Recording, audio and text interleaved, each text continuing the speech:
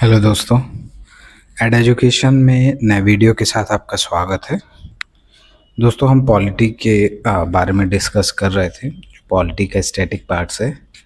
Mainly हम constitution हमारा जो है उसमें उसी को इलैबोरेट कर रहे थे क्या है। हमने पिछले क्लासेस में feature salient feature of the constitution check किया है।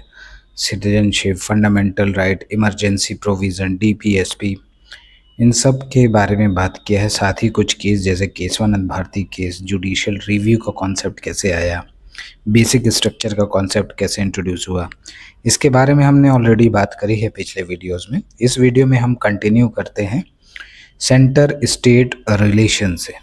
ओके, तो सेंटर स्टेट रिलेशन पार्ट आप जैसा चेक कर पाते हैं, पार्ट 11 कॉन्स्टिट्यूशन का ये है।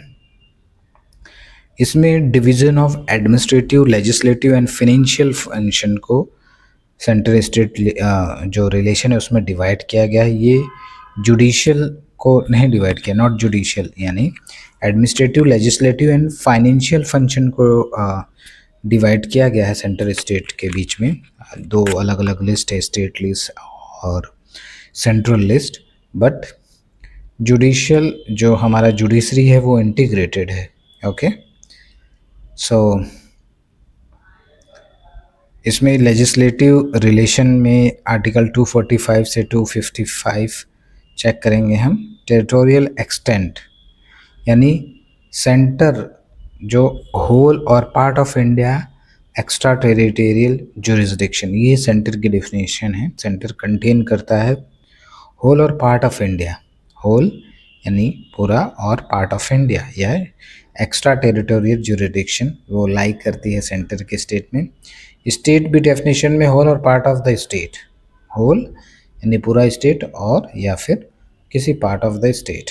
Okay, laws of the Parliament restrictions, union territory Andaman Nicobar, Lakshadweep, Dadra Nagar Haveli, Daman and Diu, इसमें क्या है, प्रेसिडेंट कैन मेक रेगुलेशंस, यानी इसका रेगुलेशन प्रेसिडेंट फॉर्मुलेट करेंगे।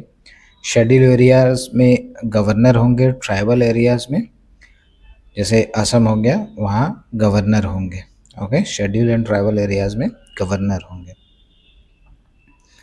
ट्राइबल एरियाज जैसे अभी इंट्रोड्यूस हुआ है कुछ समय पहले भी हमने यहाँ जम्मू एंड कश्मीर में की बात नहीं करी। जम्मू एंड कश्मीर की भी जो गवर्नर होंगे जो लेजिस्लेट करेंगे, या बाकी जो एरियाज़ हैं उनके एंड पे जो डिसीज़न होगी वो गवर्नर के द्वारा कंसुलेट की जाएगी।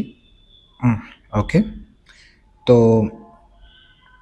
Tribal areas in Mizoram, Meghalaya and Tripura, president can issue orders. Mizoram, Meghalaya and Tripura में प्रेसिडेंट इशू ऑर्डर कर सकते हैं। Distribution of legislative subject, union list में 100 सब्जेक्ट है, स्टेट में 61 है, कॉन्करेंट में 52। पहले यूनियन में 97 थे, स्टेट में 66 एंड कॉन्करेंट में 47। रिसिडिवरी पावर, जो बची हुई पावर है वो लाइज करती है यूनियन के साथ। आर्टिकल 248 इस बात को डिफाइन करती है। Important subject in concurrent list जैसे criminal law and procedure, civil procedure हो गया, मैरिज एंड डाइवोर्स के cases, population control and family planning, social and economic planning, electricity, labour welfares and newspaper, books, printing press etcetera. Transfer 5 subject to the concurrent list from state list, यानी state से 5 subject transfer किए गए central list में 44th amendment act 1976 के through.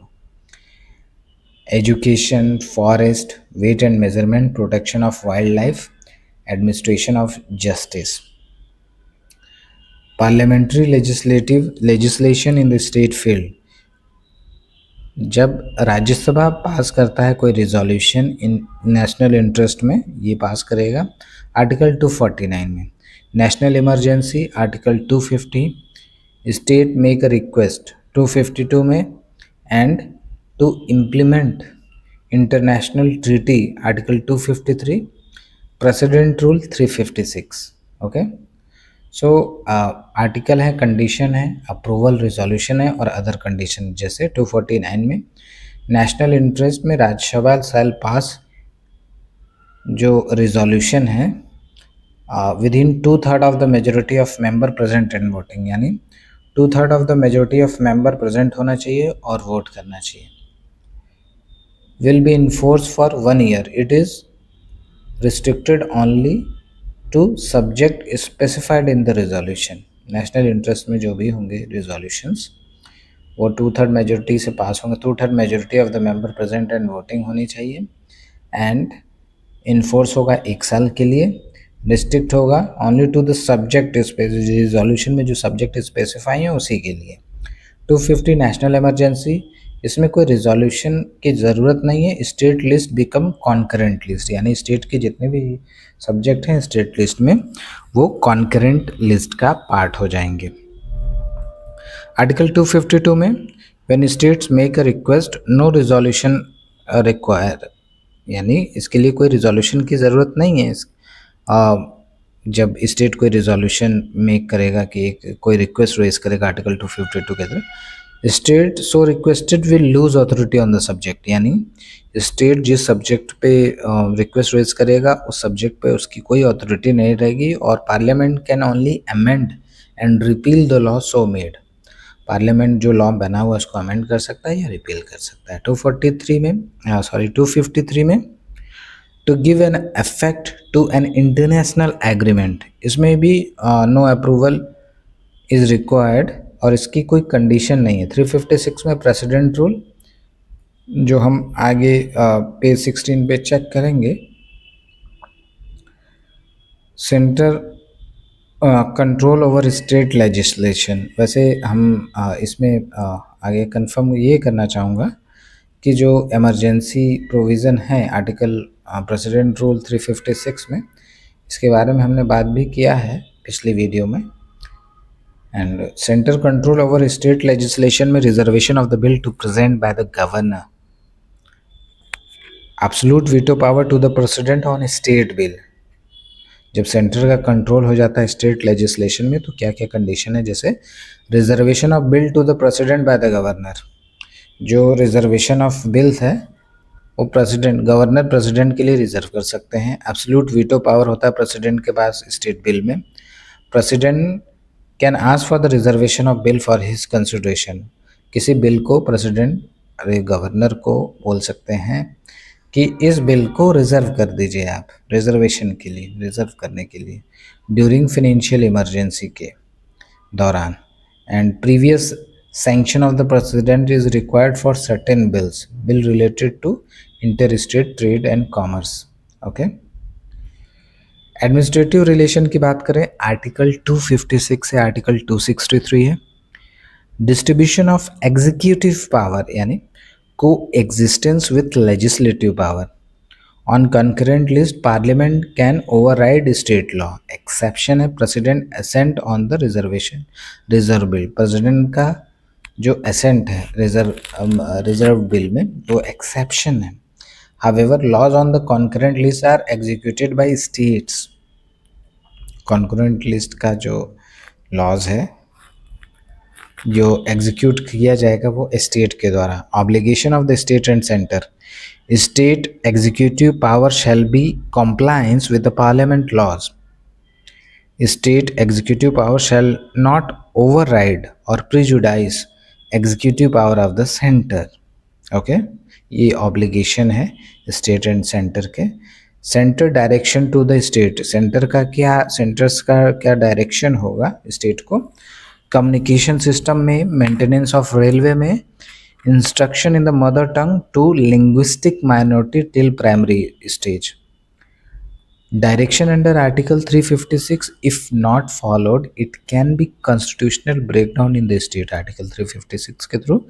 And the president rule, ये reason हो सकता है प्रेसिडेंट रूल इम्पोज करने का, यानी अगर सेंटर ने कोई इंस्ट्रक्शन दिया है स्टेट को फॉलो करने के लिए ये इन सब्जेक्ट पे, जैसे communication system, maintenance, railway, instruction in the mother tongue to linguistic minority, linguistic जो माइनॉरिटी हैं उनको प्राइमरी स्टेज पे मदर टंग में ही पढ़ाया जाए स्कूल्स में, या अलग कंडीशन में इनको इंस्ट्रक्शन दिया जा सकता है सेंटर के द्वारा। डायरेक्शन अंडर आर्टिकल 356 के थ्रू अगर जो डायरेक्शन दिया गया है स्टेट फॉलो नहीं कर रहा है तो इसको कॉन्स्टिट्यूशनल ब्रेकडाउन कंसिडर किया जाएगा। इस केस में आर्टिकल 356 के थ्रू प्रेसिडेंट रूल इम्पोज किया जा सकता है, ये एक रीज़न हो सकता है प्रेसिडेंट रूल इम्पोज करने का। Okay, and mutual delegation of the function, article 258, president can request governor for use of state machinery with state consent is mandatory. Okay, and 258 में governor can request president for use of center executive machinery, union consent is mandatory. Okay, article 258 में president request कर सकते हैं governor से कि वो governor state की machinery use करे स्टेट की कंसेंट के साथ। स्टेट की कंसेंट जरूरी है। इसी तरीके से आर्टिकल 258 ए में रिवर्स है, यानी गवर्नर रिक्वेस्ट करेंगे प्रेसिडेंट को सेंटर की एग्जीक्यूटिव मशीनरी यूज़ करिए, इसमें यूनियन का कंसेंट मैंडेटरी है। Parliament can entrust executive function of the center to the state. If Parliament does it by law, no consent of the state is necessary. Okay, and cooperation between the center and the state. Full faith and credit clause. State and center shall respect the public act, records, and judicial proceeding of all other states. Okay. And inter state river water dispute में Parliament can make a law, Parliament कोई law बना सकता है, judiciary can't intervene, article 262 के थ्रू। Inter state river dispute act 1956 जो enact हुआ था, इसमें पार्लियामेंट इंटर स्टेट जो वाटर डिस्प्यूट्स हैं उस पर कोई लॉ इम्प्लीमेंट कर सकता है या कोई लॉ बना सकता है। Okay, all India services, article 312 parliament can create knew all India service. Conditions, Rajya Sabha की अप्रूवल ज़रूरी है जिसमें मेजोरिटी 2/3 मेंबर प्रेजेंट होना चाहिए और वोट करने चाहिए, मेजोरिटी के थ्रू होगा, राज्यसभा से पास होना चाहिए आर्टिकल 312 को, कि नया all India service parliament create कर सकता है। State can not impose any major punishment and ultimately responsible to president of India. State जो है इम्पोज नहीं करेगा कोई मेजर पनिशमेंट और फाइनली रिस्पॉन्सिबल होंगे प्रेसिडेंट ऑफ इंडिया के लिए स्टेट। पब्लिक सर्विस कमीशन में appointed by governor but can be removed only by president of India. Public service commission में अपॉइंट तो करेंगे गवर्नर बट उनका जो रिमूवल होगा प्रेसिडेंट ही कर सकते हैं। Parliament can create joint public service commission. Okay, parliament can create a joint public service commission. हमने पहले पिछले वीडियो में बात किया था यूनिटरी फीचर के बारे में, फेडरल फीचर के बारे में।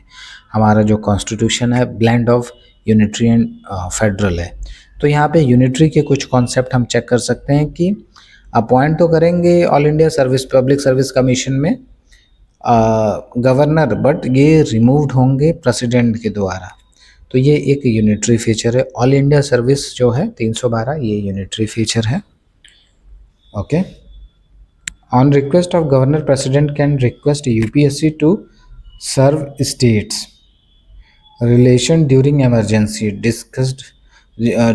इमरजेंसी के दौरान इस सेंट्रल स्टेट के बीच में जो रिलेशन है वो ऑलरेडी हमने डिस्कस किया हुआ है। ओके, एंड अदर प्रोविजन जैसे governor appointed by president and enjoy office during pleasure of the president. Governor जो है प्रेसिडेंट के द्वारा ही अपॉइंट किए जाएंगे और जो प्रेसिडेंट के प्लेजर के थ्रू ही वो अपनी ऑफिस में या अपनी जो ड्यूरेशन है कंटिन्यू कर सकते हैं, और इनका कोई फिक्स टाइम नहीं है गवर्नर का, वो कभी भी रिमूव किए जा सकते हैं। Article 355 and duties of the centre, centre has responsibility to protect the state from internal disturbances और एक्सटर्नल डिस्टर्बेंसेस के से carry on the government according external aggression से, वॉर में हो या carry to the government according to the provision. यानी ये centre की रिस्पॉन्सिबिलिटी है कि स्टेट को इंटरनल डिस्टरबेंस या एक्सटर्नल एग्रेशन से बचाए, सेव करें। ओके, यहाँ दोस्तों हम एक टेबल चेक कर पाते होंगे जिसमें आर्टिकल है, लेवी है, कलेक्शन है, अप्रोप्रिएशन एंड एग्जाम्पल्स दिए गए हैं। जैसे 268 में सेंटर कलेक्शन करता है, स्टेट अप्रोप्रिएशन स्टेट्स है, एग्जाम्पशंस है, stamp duty on shares, cheques, promissory notes and insurance etcetera. 269 में लेवी सेंटर, कलेक्शन भी सेंटर, अप्रोप्रिएशंस स्टेट करेंगे, taxes on the inter state trade and commerce, revenue from these do not form part of consolidate fund of India. Okay, ये consolidate fund of India का part नहीं है ये revenue जो generate होगा। 270 में centre levy करेगा, कलेक्शन स्टेट सेंटर करेगा और अप्रोप्रिएशन सेंटर और स्टेट के बीच में शेयर किया जाएगा। जितने भी टैक्सेस हैं यूनियन लिस्ट में, income tax other than agriculture income और कॉर्पोरेट टैक्स एटसेट्रा इसमें लाई करते हैं।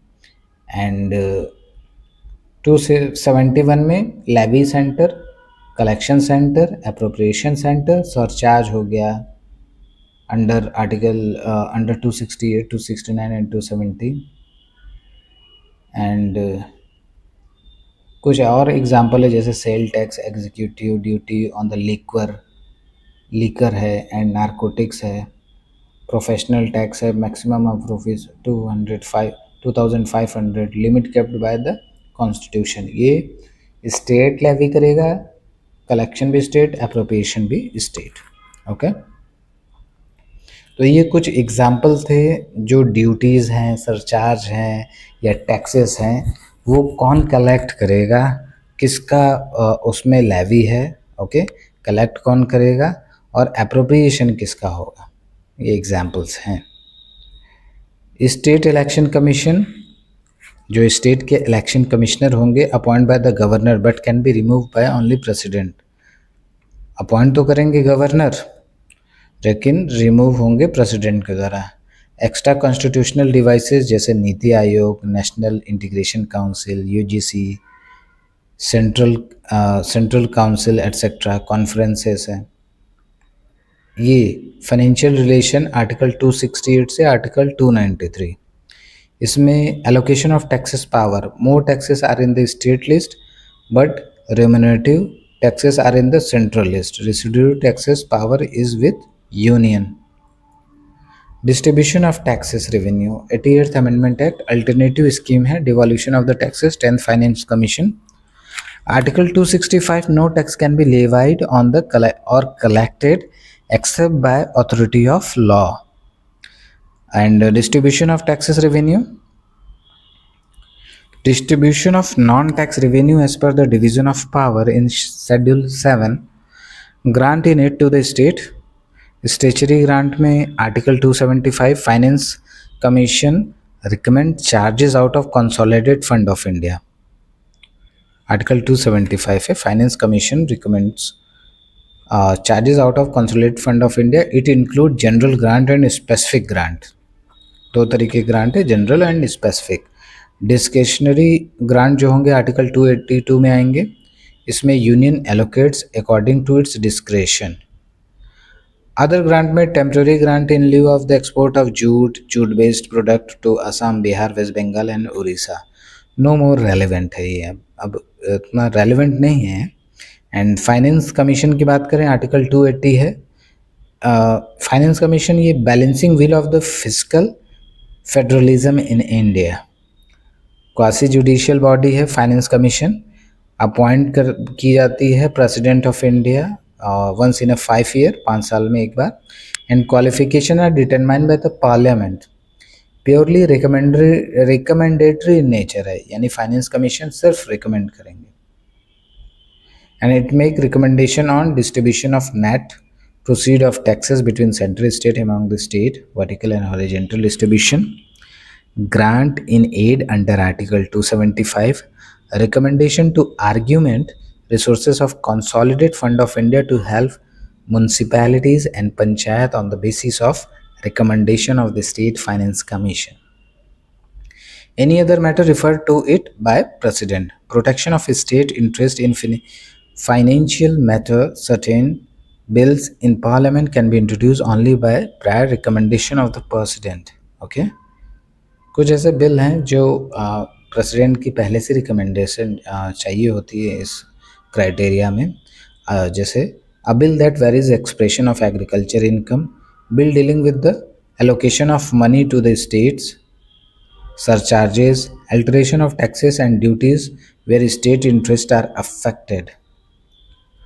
Borrowing power, center can borrow within India or outside. State can borrow only within India. यानी सेंटर के पास बोरोइंग कैपेसिटी है कि इंडिया के अंदर या इंडिया के बाहर भी बोरो कर सकता है, but state within India ही बोरो कर सकता है. If state are having outstanding liability to centre, its prior permission is necessary for borrowing. अगर मान लीजिए स्टेट की जो लायबिलिटीज़ है वो आउटस्टैंडिंग है सेंटर के पास, तो सेंटर से पहले परमिशन लेनी होगी बोरो करने के लिए, बोरो लेने के लिए. Okay. Centre can give guarantee to the borrowing of the state. Centre जो है बोरोइंग स्टेट को गारंटी देगा. Parliament and state legislator can fix limit. Intergovernmental tax immunities, जैसे इंटरगवर्नमेंटल टैक्स इम्यूनिटीज़ में centre can tax state property and state can tax centre property, दोनों vice versa है. Immunity do not apply to cooperation and companies of the state and central government. Property and income of the local authority are not given immunity. Custom duty and excise duty on the goods imported, exported, manufactured by the state. In Annexure 1, emergency and financial relation are already discussed. हमने पहले ही बात की है emergency provision, financial relation के बारे में. Committees for center state relation by the state.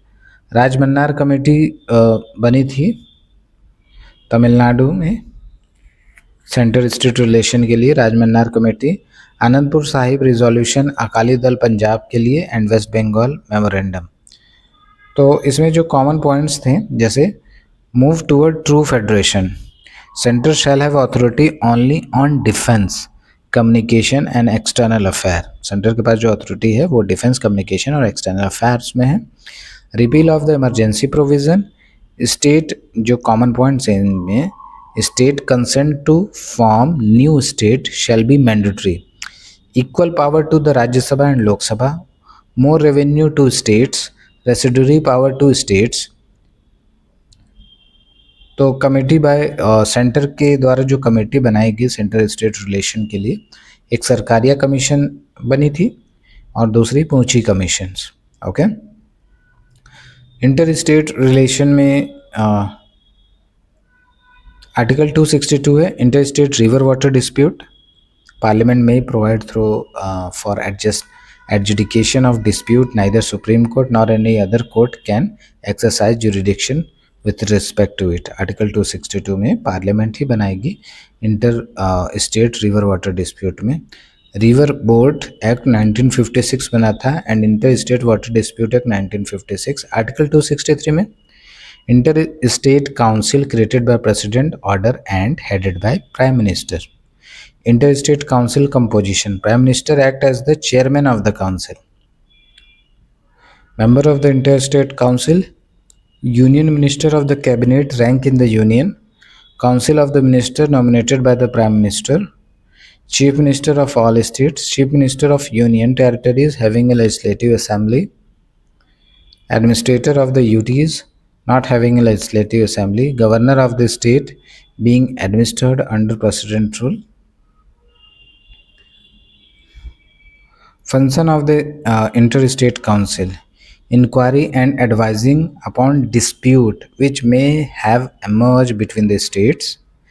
Function क्या क्या है इंटर स्टेट काउंसिल के?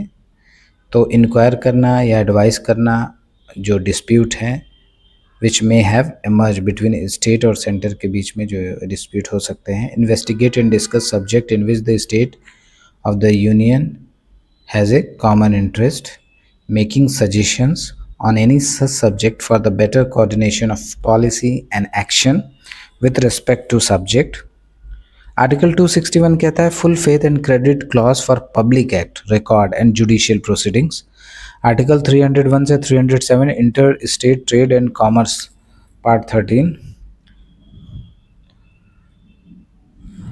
Parliament and state legislature by law can impose restrictions. In case of state legislature, previous sanction of President of India is required to introduce bill. Parliament can appoint authority to carry on provision related to trade and commerce within territory of India shall be free. Zonal council बनेंगे, statutory है. Zonal council जो है statutory nature में है. State recognition act 1956 के through and advisory भी है. Statutory and advisory nature में है जोनल काउंसिल. टोटल 5 है, northern, central, southern, eastern, western. North eastern council was created by separate act of parliament in 1971. North eastern जो council बना था, north east council, वो separate act of parliament जो कि 1971 में बना था. कंपोजिशन क्या होंगे ये जो जोनल काउंसिल होंगे? इसमें चेयरमैन होंगे union minister, chief minister, and chairman जो होंगे वो यूनियन होम मिनिस्टर होंगे.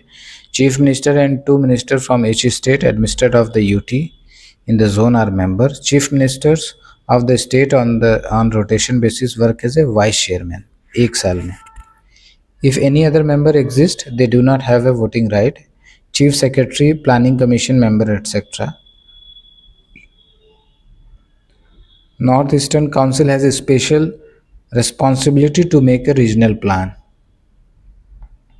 and maintenance of security and public order in the region. Executive की बात करें, 15A article union executive part 5 of the constitution of article 52 से 78 में consist of president, vice president, PM, council of the member, attorney general of India. President, qualification of contestants 35 year city. इसकी जो president के लिए qualification contest करने के लिए president election 35 year as होनी चाहिए. ओके, इंडियन सिटीजन होने चाहिए. Qualified to be a member of the Lok Sabha, shall not hold office of the profit under any government. Election of the president 50 electoral shall be proposer and 50 shall be seconder. यानी 50 electoral proposer होने चाहिए और 50 जो है उनके सेकेंडर होने चाहिए. Election system indirect election होता है प्रेसिडेंट का. ये proportional representation by single transferable vote होते हैं. Total number of vote polled +1, number of seats +1, and voters इसमें कौन कौन होते हैं? इलेक्टेड एमपी लोकसभा के, राज्यसभा के, एमएलएज होते हैं इलेक्टेड, लेजिस्लेटिव असेंबली के, यानी स्टेट की जितनी भी लेजिस्लेटिव असेंबली हैं उनके इलेक्टेड मेंबर्स होंगे, और मेंबर ऑफ पार्लियामेंट्स लोकसभा और राज्यसभा के. इनको इम्पीच किया जा सकता है. इम्पीच होंगे, ये कासी जुडिशियल प्रोसीजर है पार्लियामेंट की. ग्राउंड चेक किया जाएगा, कॉन्स्टिट्यूशनल वायलेशन होना चाहिए अनडिफाइंड, यानी जो कॉन्स्टिट्यूशन वायलेशन है बट वायलेशन डिफाइन नहीं किया गया है कॉन्स्टिट्यूशन में. And parliament with 2/3 of the majority total strength of the house independently in Lok Sabha and Rajya Sabha. ऐसा नहीं होगा कि ज्वाइंट सिटिंग बैठा दिए. 2/3 मेजोरिटी से जो इनकी इम्पीचमेंट है वो पास होनी चाहिए, and 2/3 of the majority of the total strength of the house और इंडिपेंडेंटली लोकसभा और राज्यसभा दोनों से पास होने चाहिए. नॉमिनेटेड मेंबर ऑल्सो पार्टिसिपेट और एमएलए डू नॉट पार्टिसिपेट, यानी एमएलए इसमें पार्टिसिपेट नहीं कर पाएंगे, बट जो नॉमिनेटेड मेंबर है वो पार्टिसिपेट कर सकते हैं इनके इम्पीचमेंट में. नॉमिनेटेड मेंबर जो है इम्पीचमेंट में पार्टिसिपेट करेंगे, बट एमएलएज का पार्टिसिपेशन नहीं होगा. और इनको 14 दिन पहले नोटिस देना होगा इनकी इम्पीचमेंट से पहले of the state and UT of Pondicherry. And vote of each MLA is equal to total population of state elected MLA in assembly. Okay, Delhi and into 1000. जैसे फर्स्ट हाउस ले charges and 1/4 of the member need to be supported. Chairman speaker may और may not admit it. Second house में investigate the charges. पहले first house any house चाहे लोकसभा राज्यसभा में introduce हो गया, इनका इम्पीचमेंट 2/3 मेंबर से पास होना चाहिए. और चेयरमैन या स्पीकर मे और मे नॉट बी एडमिट कर सकते हैं. सेकेंड हाउस में इन्वेस्टिगेट होगी charges. Vote of each MP, total values of the vote of all MLA of all state, total number of elected MPs. Note में दिया गया है कि vote of an MLA is not equal to vote of an MP और vote of an all MLA is equal to vote of all MP. यानी एक single MLA का vote जो है ministry of legislative assembly, state assembly का, वो MP member of parliament के बराबर तो नहीं होगा, लेकिन जितने MLA हैं स्टेट्स में और जितने MP उन सबका वोट इक्वल है, बराबर है. Oath faithfully executed office devoted to well-being of the people and to preserve, protect and defend constitution given by Chief Justice of India. इनको ओथ जो है वो चीफ जस्टिस ऑफ इंडिया के द्वारा दिलाया जाएगा. President action prior to the impeachment will not give affected. Condition of the office determine किया जाएगा by the parliament. Temporary file इसमें वैकेंसी होने पे condition of the office, vacancy in the office president's office is temporary filled by vice president, या vice president नहीं होंगे तो CGI नहीं होंगे तो सीनियर मोस्ट जज of the supreme court in order. Okay. और इसमें कुछ लीगल इम्यूनिटी भी है कि उनके no criminal proceeding during his term of office. President के टर्म ऑफ ऑफिस के टर्म के दौरान कोई क्रिमिनल प्रोसीडिंग्स नहीं की जाएगी सकती. मैक्सिमम पीरियड 6 मंथ है इसके लिए. And newly elected president will be in office for full term, 5 साल के लिए रहेंगे. Civil proceedings within months of the resignation of the president. Submission to notice can be initiated only on personal act. Okay. इनका term 5 year है vice president का. Eligible for re election for the time, मतलब re election के लिए कोई n number of times है, कोई ऐसा स्पेसिफाइड नहीं किया गया कॉन्स्टिट्यूशन में कि एक बार प्रेसिडेंट बन के दोबारा नहीं बन सकते, ऐसा नहीं है. Okay. n number of time बन सकते हैं. पावर एंड फंक्शन है executive power. All executive power, action of the center and conducted transaction of the business rules are in the name of president administered. UT declare an area as a schedule area. Make all the important appointments like प्रधानमंत्री PM का, attorney general of India, comptroller auditor general CAG, UPSC, finance commission member, SCs, STs, OBCs commission, inter state council, CGI and जजेस of the supreme court. Okay. तो इनका appointment होता है president के द्वारा. And legislative power इनको क्या है, integral part of the parliament के हैं. अपना एसेंट देंगे किसी भी बिल पे, समन कर सकते हैं ज्वाइंट सिटिंग को, समन कर सकते हैं, प्रोरोग कर सकते हैं हाउस एंड डिसॉल्व, लोकसभा को भी कर सकते हैं. And address the Parliament first session after general election and first session every year. हर साल जो पहला सेशन होगा उसमें ये एड्रेस करेंगे, या किसी नई चुनी हुई फर्स्ट सेशन होगी किसी पार्लियामेंट की जनरल इलेक्शन के बाद, तो उसको भी ये एड्रेस करेंगे. President and appoints pro tem speaker, call the election of the speaker. किसी प्रोटम स्पीकर को, जैसे पहली जो इलेक्शन के बाद पहला सेशन होने के पहले उन्होंने क्या किया, प्रोटम स्पीकर को अपॉइंट कर दिया और उनसे स्पीकर की इलेक्शन के लिए उन्होंने कॉल किया कि आप स्पीकर का इलेक्शन करवाएं, डिप्टी स्पीकर का और डिप्टी चेयरमैन का. ओके.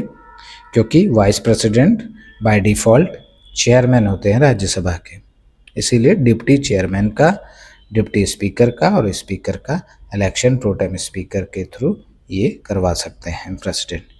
नॉमिनेट कर सकते हैं 12 मेंबर को राज्यसभा में और 2 को लेजिस्लेटिव लोकसभा में कर सकते थे, बट 104th कॉन्स्टिट्यूशनल अमेंडमेंट 2020 के थ्रू इसको रिमूव कर दिया गया। Decide on disqualification of MP, Member of Parliament, under Article 102 and Representation of People Acts in the consultation with election commission के थ्रू कंसल्ट करके डिसक्वालीफाई कर सकते हैं किसी भी एमपी को आर्टिकल 102 के थ्रू। गिव अपना परमिशन दे सकते हैं किसी मनी बिल को, and consider state bill reserve bye the governor. Okay, इनके पास ऑर्डिनेंस मेकिंग पावर है और आर्टिकल 123 में 123 में reports of CAG, election commission या यूपीएससी एटसेट्रा, ये जो बॉडी इनकी जो रिपोर्ट्स होती हैं वो पार्लियामेंट में सबमिट की जाएगी प्रेसिडेंट के द्वारा। फाइनेंशियल पावर इनके पास है, जैसे money bill are introduce with prior recommendation of the president of India. President constitute finance commission, he cause budget to be laid before parliament for unforeseen expenditure. He can make advance out of the contingency fund of India. Demand for grant recommended by him, ये demand for grant recommend कर सकते हैं। Judicial power इनके पास है, जजेस of the supreme court और high court को अपॉइंट करते हैं। He can ask for advice to supreme court, advisory jurisdiction इनके पास। Advice is not binding on him. Pardoning power है आर्टिकल 72 में प्रेसिडेंट के पास और 161 में गवर्नर के पास होती है। तो पार्डन कर सकते हैं यानी कंप्लीटली और एब्जॉल्व्स कन्विक्शन। कम्यूटेशन पावर है, कम्यूटेशन मतलब होती है कि quality of conviction is change, यानी अब इनको लाइफ इम्प्रिजनमेंट थी या इनको फांसी की सजा हुई थी एग्जाम्पल के लिए मान लीजिए, तो उसको लाइफ इम्प्रिजन में चेंज कर सकते हैं। कम्यूटेशन, कम्यूट कर सकते हैं। रिमिशन है, पीरियड ऑफ सेंटेंस को कम किया जा सकता है। इस change and not the nature of the conviction, जैसे लाइफ इम्प्रिजनमेंट थी उसको कम करके इन्होंने कुछ ईयर कर दिया। रेस्पाइट भी कर सकते हैं, lesser sentence due to special fact, अगर कोई स्पेशल फैक्ट है उसको नज़र में रखते हुए, जैसे प्रेगनेंसी है या कोई इस तरीके से स्पेशल फैक्ट है, तो जो भी इम्प्रिजनमेंट थी, जो सज़ा दी गई थी, उसको ये रेस्पाइट भी कर सकते हैं। रिप्राइव भी power, stay in the execution of temporary period, stay in the execution of sentence for a temporary period, यानी कुछ समय के लिए ये स्टे कर सकते हैं। Only president have the pardoning power on the death penalty, अगर किसी को डेथ पेनल्टी दी गई है तो प्रेसिडेंट के पास ही पार्डनिंग पावर है। कोर्ट मार्शल पावर है। Crime commuted on union law, not governor, governor के पास नहीं है ये सारी power. Okay, and supreme court की कुछ गाइडलाइंस है, जैसे convict can't demand for oral hearing aid and advice of the council of minister in necessary, not subjected to judicial review except president decision is arbitrary, mala fide और discriminatory. यानी supreme court की guideline है कि जो भी convict है वो demand नहीं कर सकता ओरल हियरिंग के लिए aid and advice of the council of the minister is necessary, not subjected to judicial review except presidential decision arbitrary हो, मालिफाइड हो या डिस्क्रिमिनेटरी हो। डिप्लोमेटिक पावर यानी international treaties made in the name of president. Military power है, जैसा हमने बताया supreme commander है डिफेंस फोर्सेस के इंडिया में, एंड कैन डिक्लेयर वॉर या peace. Appoint chief of army, navy and air force के जो चीफ है उनको अपॉइंट करेंगे। इमरजेंसी पावर है इनके पास, डिस्कस इन द इमरजेंसी, जैसा हमने इमरजेंसी प्रोविज़न में डिस्कस भी किया है। वीटो पावर है इनके पास। वीटो जो है 3 तरीके की वीटो ये यूज़ कर सकते हैं। एब्सोल्यूट वीटो यानी without for a state bill, private member bill, ये विथहोल्ड कर सकते हैं स्टेट बिल को या प्राइवेट मेंबर बिल को, जिसको एब्सोल्यूट पावर कहते हैं, एब्सोल्यूट वीटो कहते हैं, प्रेसिडेंट के पास है। सस्पेंसिव वीटो, जैसे president can send bill for recommendation of the parliament only once, एक बार जैसे पार्लियामेंट ने रिजेक्ट कर दिया तो दोबारा उसको रिकमेंडेशन के लिए ये सेंड कर सकते हैं पार्लियामेंट के पास। Not available for money bill and amendment bill, अगर कॉन्स्टिट्यूशन अमेंडमेंट बिल है या कोई मनी बिल है, उस केस में ये एप्लीकेबल नहीं है सस्पेंसिव वीटो। सस्पेंसिव वीटो सिर्फ एक बार, जैसे मान लीजिए पार्लियामेंट ने एक लॉ, पार्लियामेंट में ने एक रूल जो है इम्प्लीमेंट किया, प्रेसिडेंट के पास असेंट के लिए गया, प्रेसिडेंट सस्पेंसिव वीटो ले सकते हैं, यानी वो वापस से पार्लियामेंट को सेंड कर सकते हैं कि आप इस पे एक बार वापस से पुनः विचार करिए, रिकंसिडर करिए आप इसको। ओके, ये एक बार ही सेंड कर सकते हैं। और ये पावर, ये कॉन्स्टिट्यूशन अमेंडमेंट बिल हो या मनी बिल हो, उसके केस में ये पावर नहीं है suspensive veto. And pocket veto है, यानी कोई एक्शन नहीं ले सकते हैं और इसका कोई टाइम लिमिट भी नहीं है पॉकेट वीटो का। Okay, and no qualified veto for president of India but exist president of USA. कोई क्वालिफाइड वीटो नहीं है प्रेसिडेंट ऑफ इंडिया के पास, लेकिन यूएसए के प्रेसिडेंट के पास है। For money bill president can rectify और reject but can not return. या तो रेक्टिफाई कर लीजिए या फिर इसको रिजेक्ट कर दीजिए, इसको रिटर्न आप नहीं कर सकते मनी बिल को। No veto power on constitutional amendment bill, जैसा हमने बात किया 24th कॉन्स्टिट्यूशनल अमेंडमेंट 1971 में ये पास हुआ था। Presidential veto over state legislation, governor under article 200 reserve certain bill for the president. Article 200 का यूज़ करके गवर्नर कुछ ऐसे बिल हैं जो प्रेसिडेंट कंसिडरेशन के लिए रिजर्व कर सकते हैं। State legislature can not override suspensive veto power of the president. State जो लेजिस्लेचर है वो ओवरराइड नहीं कर सकता suspensive veto. Suspensive veto power of the president के पास है। ओके, एंड इसमें लेजिस्लेटर हमने ये देख लिया। ऑर्डिनेंस पावर, ऑर्डिनेंस पावर हमने बात करी आर्टिकल 121 को exhaustive with legislative power of the union but can't amend the constitution. Constitution amend नहीं कर सकते ऑर्डिनेंस यूज करके। To deal with the unforeseen emergency can be applied for retrospective data, civil, tax law, not criminal law. Criminal law पे retrospective नहीं लगेगा, लेकिन हाँ civil tax law हो गया, इस पे ये एप्लीकेबल है। Can be promulgated only when both houses or when either of the two houses are not in session। दोनों में से, दोनों हाउस या दोनों में से कोई एक हाउस अगर सेशन में नहीं, तभी ऑर्डिनेंस यूज़ हो सकता है या ऑर्डिनेंस आ सकता है। ऑर्डिनेंस पावर है प्रेसिडेंट के पास ऑर्डिनेंस इशू करने का। Shall be submitted before the parliament within 6 week, before the parliament within 6 week after reassembly with a statement explaining circumstances that led to the ordinance. हाँ, 6 week का समय है, parliament session में आ गया, आने के 6 वीक के अंदर आपको ये एक्सप्लेन करते हुए किस सर्कमस्टांसेस में आपने ये ऑर्डिनेंस लाया, आपको ये प्रेजेंट करना होगा, सबमिट करना होगा। Okay, and if houses are assembled at different dates, later date are consider. Maximum life 6 month हो सकती है किसी भी ऑर्डिनेंस की, एंड 6 वीक हो सकती है।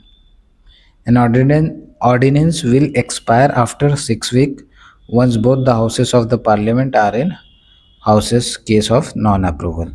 यानी अगर कोई 6 वीक तक कोई भी ऑर्डिनेंस आया है, दोनों हाउस सेशन में है, अप्रूव नहीं हुआ, तो ये रिजेक्ट हो जाएगी। Can't be issue to amend the constitution, if ये अमेंड कॉन्स्टिट्यूशन इसके थ्रू अमेंड नहीं किया जा सकता है। If parliament do not approve, action taken under the ordinance do not nullified. Okay, judgment of the supreme court, Cooper case है। Cooper case में ordinance power of the president is subjected to judicial review on malafide ground. Cooper case में जो ये ordinance power है ये judicial review के under आते हैं। डीसी वाधवा केस हुआ था, इसमें ordinance power is not substitute for the legislative power. Repromulgation of the ordinance is the violation of constitution and can't be stuck down. Okay, कुछ constitutional positioning of the president हैं, जैसे article 53 execution power of the union is with president. Article 74 aid and advice of the council of minister shall be available. ये constitutional provision है president के लिए। Article 75(3) collective responsibility of the council of minister to Lok Sabha. Article 78 PM shall give information on laws policies to the president of India। President can call for any information from the government. President can submit a minister decision to consideration of council of minister. Discretionary power के बारे में बात करें अगर हम president की, तो president does not enjoy constitutional discretionary power as he is bound by the 42nd constitutional amendment and 44th constitutional amendment act. Okay, however he enjoy situational discretionary power is following cases, जैसे to appoint the PM in case of hung, parliament hung है और PM appoint करना है. Okay, proper clear majority नहीं है तो majority proof करने के लिए ग्राउंड ये प्लेटफॉर्म ये प्रोवाइड कर सकते हैं पार्टी को, किसी भी पार्टी को जो मेजोरिटी में या अपनी जो नंबर है उनको प्रूफ करने के लिए. And to dissolve the Lok Sabha और to call for a alternative after passage of no confidence motion in the Lok Sabha. No confidence motion pass हो गया लोकसभा में तो ये किसी अल्टरनेटिव के लिए कॉल कर सकते हैं या मोशन ला सकते हैं लोकसभा में. To send a bill for reconsideration, 44th constitutional amendment 1978 में रिकंसिडरेशन के लिए बिल सेंड कर सकते हैं. Dismission of council of the minister if no confidence motion is passed and council of the minister do not resign.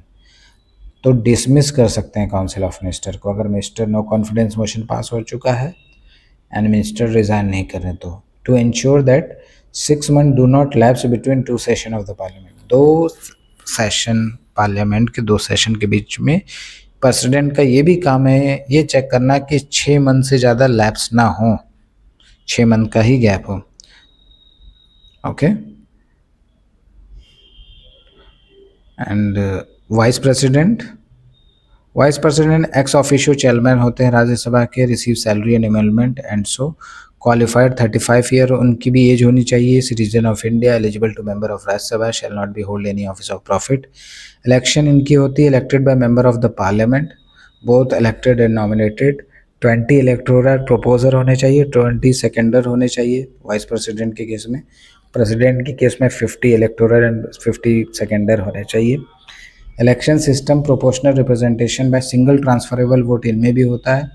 Oath and affirmation, faith and allegiance of the constitution and faithful discharge of the duty. Term of the office इनकी भी 5 year होती है. Eligible for re election है, administrated by president और some person appointed in the behalf of him. Vacancy in the office अगर है तो no substitute mention in the constitution. In Rajya Sabha deputy chairman perform the duty of chairman, can be removed by the resolution of Rajya Sabha with effective majority and approved by Lok Sabha. for 14 दिन की इनको भी prior notice देनी होगी. Okay, और ये जो elected by all the member of the parliament के मेंबर ही बोथ इलेक्टेड एंड नॉमिनेटेड इनको चूज करते हैं. एमपी जो भी पार्लियामेंट के मेंबर हैं एमपी हैं वो करेंगे. लेजिस्लेटिव असेंबली का इसमें वाइस प्रेसिडेंट के इलेक्शन में रोल नहीं है. ओके, एंड हमने देखा इलेक्शन डिस्प्यूट है अगर तो supreme court decide all the election dispute of the president vice president. Emoluments decide by the parliament like Indian vice president, American vice presidents also chair the senate. In case of death, illness of the President of USA, Vice President take office for the rest of the term. It is not in the case of India. Scholars call him His Superfluous Highness. Vice president को His Superfluous Highness. US में क्या है कि अगर illness की वजह से US के प्रेसिडेंट का डेथ हो जाता है तो वाइस प्रेसिडेंट और जितने भी बचा हुआ टर्म है उसके लिए वाइस प्रेसिडेंट ऑफिस को संभालते हैं. बट इंडिया में ऐसा नहीं है. ओके, प्रेसिडेंट के लिए अपॉइंट की जाएंगे वापस से. एंड प्राइम मिनिस्टर आगे प्राइम मिनिस्टर है. एंड दोस्तों इस वीडियो को हम यहीं तक रखते हैं. एंड प्राइम मिनिस्टर के बारे में या आगे के बारे में हम लेटर ऑन बाद में देखते हैं. ओके दोस्तों, ये वीडियो अगर इन्फॉर्मेशन के लिए अगर ये वीडियो पसंद आए तो प्लीज़ हमारे चैनल को लाइक शेयर सब्सक्राइब करिएगा. थैंक यू सो मच दोस्तों. Thank you.